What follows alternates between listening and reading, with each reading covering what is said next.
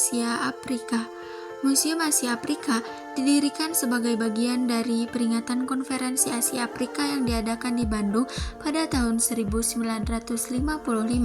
Konferensi ini merupakan momen bersejarah yang mempertemukan negara-negara Asia dan Afrika untuk membahas kolaborasi dan solidaritas dalam menghadapi penjajahan dan imperialisme. Museum ini menyimpan berbagai koleksi yang mencerminkan sejarah dan budaya negara-negara Asia dan Afrika. Koleksi tersebut mencakup dokumen, foto, artefak, dan memorabilia yang berkaitan dengan Konferensi Asia Afrika serta hubungan antar negara di kawasan tersebut. Dan kali ini saya akan membahas beberapa foto yang menggambarkan peristiwa-peristiwa bersejarah pada waktu itu. Selanjutnya, mari kita bahas. Halo semuanya. Assalamualaikum warahmatullahi wabarakatuh. Nah, jadi di video kali ini saya akan memperlihatkan hasil observasi saya di Museum Asia Afrika untuk memenuhi tugas ujian akhir semester saya. Oke guys. Nah, ada apa aja sih di Museum Asia Afrika itu? Mari kita cekidot. Nah, di sini kita lagi nungguin Damri untuk Asia Afrika. Tada, udah sampai aja nih. Nah, sebelum masuk, kita itu daftar dulu guys di sini.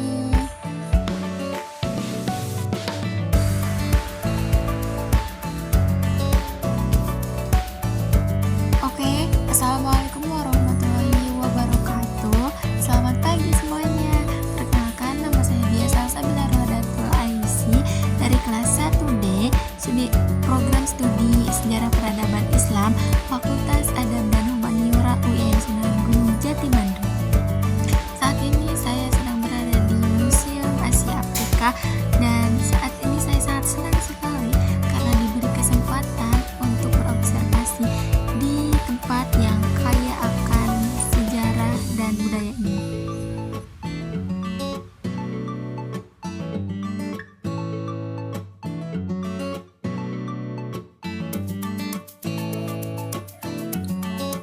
Nah, oke guys. Jadi di sini saya akan menjelaskan tentang sidang Komite Ekonomi, di mana sidang Komite Ekonomi ini dilaksanakan pada tanggal 19 sampai 22 April 1955.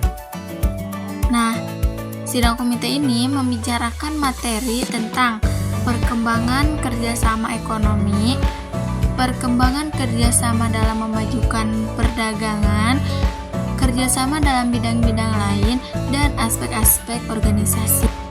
Dalam sidang-sidang yang diadakan, para delegasi membahas pentingnya kerjasama dalam perdagangan, investasi, dan pengembangan sumber daya.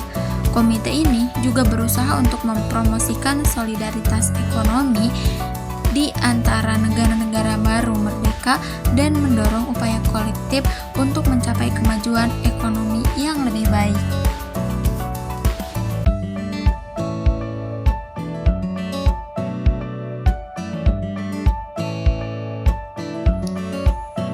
Nah, selanjutnya saya akan menjelaskan peristiwa bersejarah, yaitu peristiwa apartheid.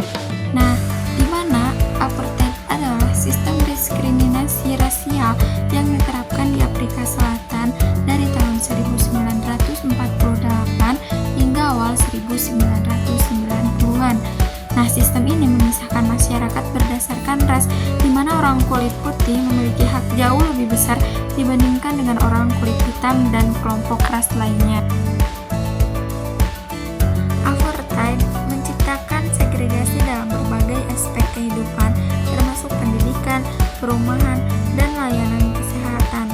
Perjuangan ini akhirnya membuahkan hasil dengan diakhirinya sistem apartheid dan diadakannya pemilihan umum yang demokratis pada tahun 1994.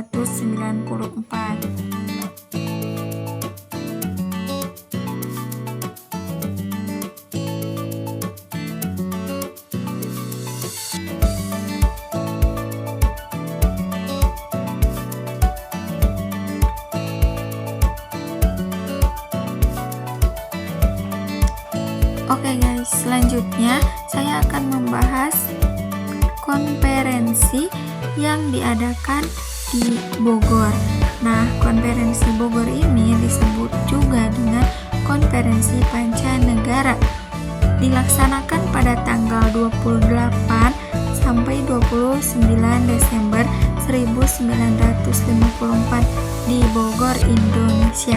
Pertemuan ini dihadiri oleh 5 Perdana Menteri, yaitu Perdana Menteri Burma, yaitu UNO, Perdana Menteri Pakistan Muhammad Ali, Perdana Menteri Indonesia Mr. Ali Sastroamidjojo, Perdana Menteri Thailand Sir John Kattalawala, Perdana Menteri India Pandit Jawaharlal Nehru.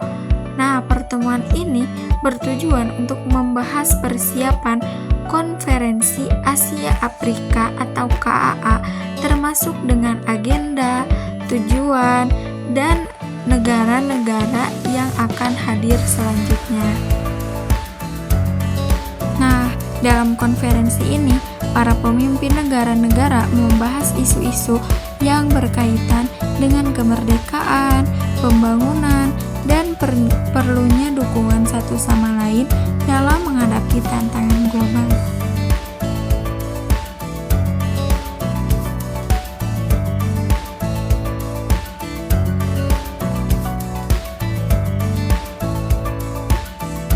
Nah, oke guys, ini di sini ada foto para perwakilan negara-negara yang mengikuti sidang Komite Politik se-Asia Afrika.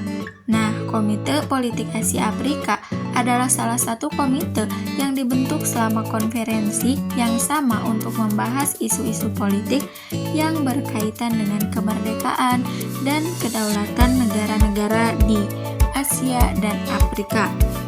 Fokus utama komite ini adalah untuk mengatasi masalah kolonialisme, imperialisme, dan diskriminasi rasial. Para delegasi bersepakat untuk mendukung perjuangan negara-negara yang masih terjajah serta menekankan pentingnya hak untuk menentukan nasib sendiri. Komite ini juga menjadi wadah untuk merumuskan strategi dan langkah-langkah diplomatik dalam menghadapi tantangan politik di era global. Nah, poin penting yang mereka dapatkan diantaranya ada dukungan terhadap negara berkembang, pengaturan organisasi internasional, pembangunan perdamaian, dan lain-lain.